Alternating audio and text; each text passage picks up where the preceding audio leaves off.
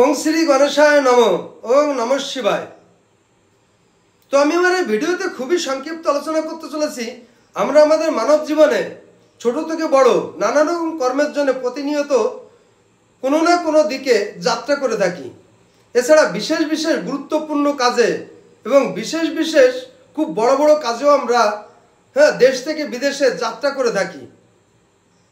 তো যাত্রার দিন যদি অশুভ হয় বা অশুভ তিথি নক্ষত্র পড়ে থাকে, তাহলে সেই অশুভ তিথি নক্ষত্র বা বারে যাত্রা করতে গেলে সেই যাত্রার অশুভ ফল থেকে শুভ ফল পাওয়ার জন্য আমি আমার এই ভিডিওতে খুবই শক্তিশালী সংক্ষিপ্ত একটি টিপসের কথা আলোচনা করতে চলেছি।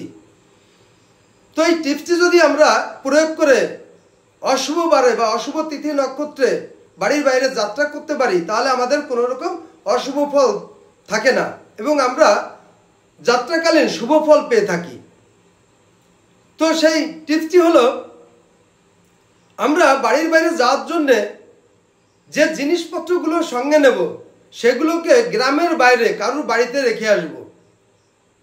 এছাড়া যদি কোনো ব্রাহ্মণ হয় তাহলে সাথে নেওয়ার জিনিসের সঙ্গে সঙ্গে উত্তরীয়টি এবং গলার মালা যদি থাকে তাহলে গ্রামের বাইরে কারুর বাড়িতে রেখে আসব এবং পরের দিন সেখান থেকে আমরা যাত্রা করব।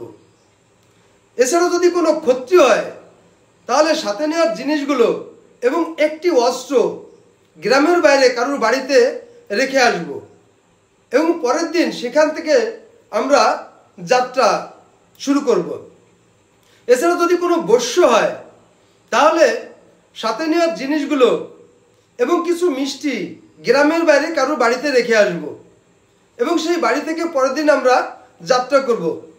আমরা যদি এই কাজটি করতে পারি তাহলে আমাদের লাইফের যত রকম বাধা বিঘ্ন যাত্রাকালীন অশুভ বার অশুভ তিথি নক্ষত্র গ্রহ যাই থাকুক না কেন, আমাদের এই অশুভ ফল থেকে 100% শুভ ফল অবশ্যই আমরা পাবো।